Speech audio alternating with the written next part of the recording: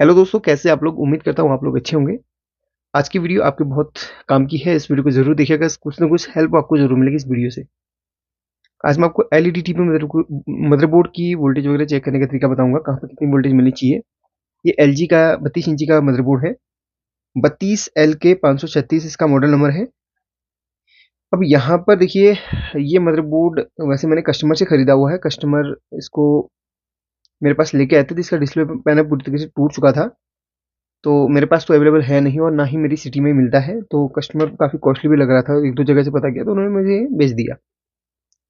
मैं काफ़ी बार स्क्रैप से भी मदरबोर्ड खरीद के लेके आता हूँ, जिनको मैं रिपेयर करता हूँ और कुछ कम रेट में सेल कर देता हूँ, मतलब बेच देता हूँ। और ऐसे ही बहुत सारे मदरबोर्ड मैं इसलिए भी रखता हूँ क्योंकि कुछ नए मदरबोर्ड अपने पास आते हैं, प्रैक्टिस करता हूँ और रिपेयर करने की कोशिश करता हूँ।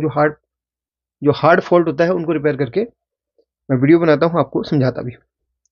और प्रोग्रामिंग वगैरह करने का तरीका मैंने आपको बताई है, और इस मदरबोर्ड में प्रोग्रामिंग किस तरीके से की जाती है आपको नेक्स्ट वीडियो में बताऊंगा। तो उसका भी टूल मेरे पास अपने पास उपलब्ध है, तो सभी चीज़ें आपको बताऊंगा। अगर आप सीखना चाहेंगे तो मुझे कमेंट करके ज़रूर बता दीजिएगा, प्रोग्राम का वीडियो आपके लिए लेके आऊँगा। अब इस मदरबोर्ड को चेक करने के लिए सबसे पहले तो इसको हमने जोड़ा हुआ है सारा, और इसको हमने वोल्टेज दिया हुआ है, मतलब इसको कनेक्ट किया हुआ है इसके एसएमपीएस से। अच्छा, इसमें देखिए ऑप्टिकल पे आपको यहाँ पर लाइट दिख रहा होगा, यानी कि ऑन है। इसको स्टैंड बाय से रिलीज किया हुआ मैंने। और यहाँ पर सबसे पहले तो इसको ऑपरेट करने के लिए जो वोल्टेज चाहिए होता है वो 13 वोल्ट आपको यहाँ पर चेक करना है सबसे पहले। यहाँ पर यहाँ पर वोल्टेज वगैरह लिखा होता है इधर पे, इसमें वोल्टेज का पूरा डिस्क्रिप्शन में। यहाँ पर अगर आपको उसको उल्टा करके देखें, एक सेकेंड, यहाँ पर नहीं बल्कि इधर पे लिखा हुआ रहता है सारी वोल्टेज का। असल में उधर पे लिखा हुआ रहेगा उसके मेन एसएमपीएस में, जो मैंने रखा हुआ है, ठीक है। तो वहाँ पे चेक करिए, मैंने यहाँ पर चेक करिए, बात एक ही है। तो ये ग्राउंड का पॉइंट एक प्रोब यहाँ पर रख दिया। अब इसको मल्टीमीटर को मैं डीसी पे सेट कर लेता हूँ, और यहाँ पे वोल्टेज अपने को चेक करना है 13 वोल्ट, 13.5 वोल्ट, 13.25 वोल्ट समथिंग आपको मिलेगा। अगर ये वोल्ट नहीं मिलता है तो आपको एसएमपीएस पे काम करना है। इसके एसएमपीएस ओके है तो हमें यहाँ पर वोल्टेज चेक करनी है।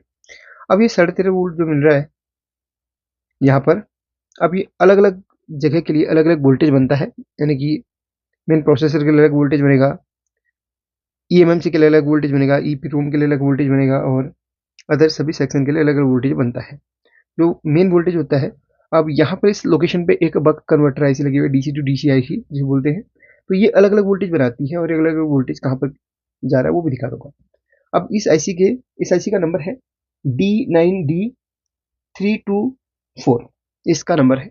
इसके फर्स्ट नंबर की पिन जो डॉट के जस्ट नीचे वाली पिन होती है, ये वाली यहाँ पे डॉट बना हुआ है, वाली पिन होती है। तो सबसे पहले वाली पिन पे आपको वोल्टेज चेक करनी है, तो यहाँ पर लगभग 4 वोल्ट ये दिखा रहा है। और दूसरी नंबर की पिन पे जो वोल्टेज आती है वो 0.759 वोल्ट दिखा रहा है, ये मिली वोल्ट, ठीक है।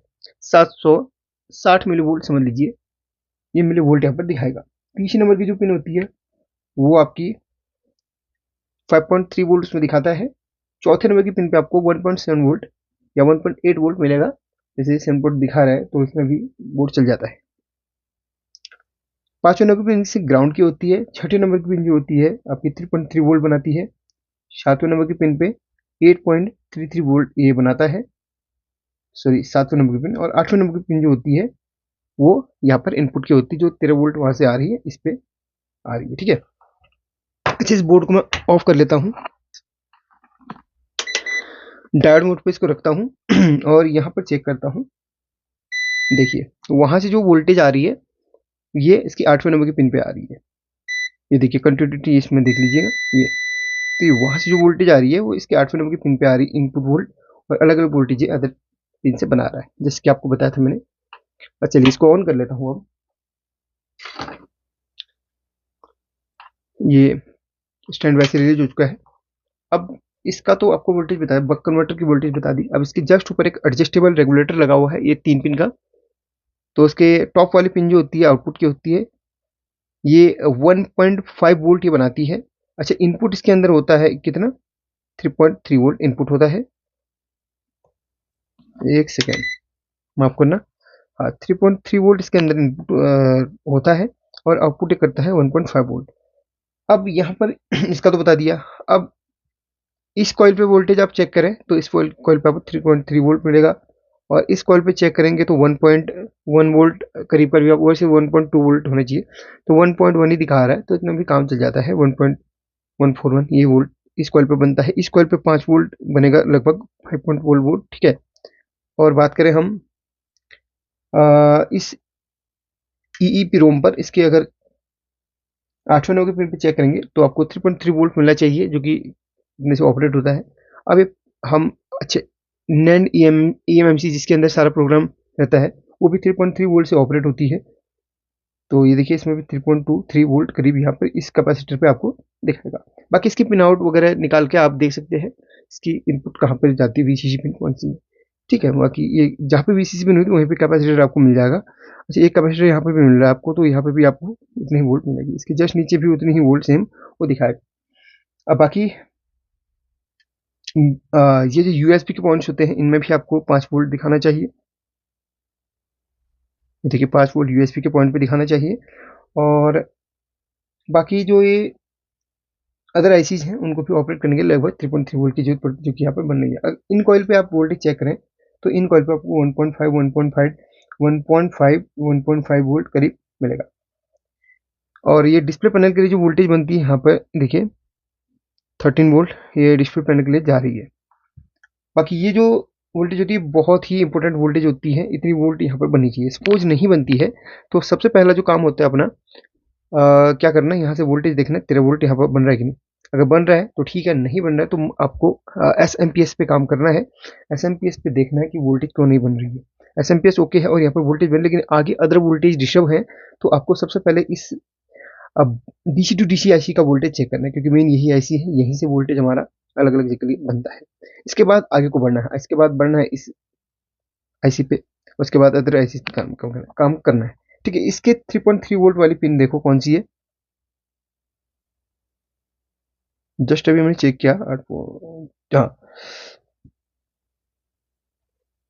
6 नंबर की पिन से 3.3 यहाँ पर बन रहा है। एक सेकेंड, इस सिस्टम को मैं ऑफ कर लेता हूँ। सिस्टम ऑफ हो गया है। अब इसको डायरेक्ट मोड पर रखूंगा, 3.3 वोल्ट वाली पिन पे इस तरीके से टच करता हूँ, और देखिए ये 3.3 अपना कहाँ पे यहाँ से अपने EEPROM पे जा रहा है, और इधर पे 3.3 वोल्ट इधर से नहीं जा रहा, लेकिन इसके बीच में कहीं ना कहीं होगा, कोई ना कोई ऐसा कंपोनेंट होगा जहाँ से होते हुए जा रहा होगा, वो भी चेक करना पड़ेगा। तो इस IC को हम ट्रैक करेंगे, तो यहाँ से फिर इसका सिमेट्रिक वगैरह देखना पड़ेगा कि कहाँ से ये वहाँ पे जा रहा है, ठीक है। और इसको ट्रैक करके देखता हूँ यहाँ से उन पे किस कंपोनेंट के थ्रू जा रहा है। तो यहाँ पर जो 3.3 जा रहा है वो इधर से जा रहा है। देखिए ये जो रेगुलेटर IC है, इसके जो 3rd नंबर की पिन है वहां से यहाँ तक, एक सेकेंड, यहाँ से ये देखिए ये कंटिन्यूटी यहाँ से आ रही है, ठीक है। बाकी प्रोसेसर के लिए जो वोल्टेज जा रही है वो भी अपन इस तरीके से चेक करेंगे। देखिए तो यहाँ से 3.3 जा रहा है इधर से। अगर यहाँ पर 3.3 नहीं बन रही है तो इस सेक्शन पे काम करना है आपको, इस को ट्रैक करना है, 3rd नंबर की पिन को ट्रैक करना है, वो कहाँ से अटैच है, ट्रांजिस्टर्स वगैरह से आपको चेक करना है। तो इतना सा सेक्शन है मेन, इसका पावर सेक्शन जो है अलग अलग वोल्टेज जो बना रहा है वो इतना सा सेक्शन है, ठीक है। ये IC है, ये रेगुलेटर है, इन पे ही काम आपको करना है, तो तभी जाके वोल्टेज वगैरह वहां तक पहुंचेंगी। प्रॉपर वोल्टेज वहां तक पहुंचेंगी तो अपना कार्य सही तरीके से करेगा। अगर सपोज कोई वोल्ट अगर मिसिंग है या बहुत कम बन रही है, तो आपने उससे रिलेटेड कंपोनेंट्स को चेंज करना होगा, या उसको उसकी जगह पे कोई बक कन्वर्टर आपको लगाना पड़ेगा, या कोई इस तरीके का मॉड्यूल आपको लगाना पड़ेगा। सपोज यहाँ पे 3.3 नहीं बन रहा है और या कम बन रहा है, तो यहाँ से 3.3 वोल्ट की लाइन को कट कर देना है, और उस पिन पर आपको अलग से 3.3 वोल्ट देना है, एक मॉड्यूल लगा के। अगर ये IC नहीं मिलती है तो फिर आपको बनाना है। सपोज ये 1.5 नहीं बन रहा है तो 1.5 आपने मॉड्यूल लगाकर बनाना है। तो अलग अलग वोल्टेज बनाने के लिए अलग अलग मॉड्यूल्स आपको मिलते हैं मार्केट में, या अलग एक ही मॉड्यूल के अंदर भी ये मौजूद है सिस्टम, तो उसको लगाकर आप बना सकते हैं। आई होप कि आपको समझ में आ गया कि यहाँ पर कौन सी वोल्टेज कहाँ पर कितने पिन से बन रही है और किस तरीके से आपको यहाँ पर चेक करना है। तो ये सभी वोल्टेज अगर देखेंगे तो आपको सारी चीज़ समझ में आ जाएंगी। वीडियो को लाइक और प्यारा सा कमेंट जरूर कीजिएगा, और नेक्स्ट अगर वीडियो आप चाहते हैं कि मैं इसकी प्रोग्रामिंग किस तरीके से करते हैं वो बताऊं तो मुझे कमेंट करके जरूर बताइएगा। प्रोग्रामिंग इस आईसी के अंदर होती है, किस तरीके से होगी वो मैं आपको एक विशेष वीडियो बना के बताऊंगा। Thank you.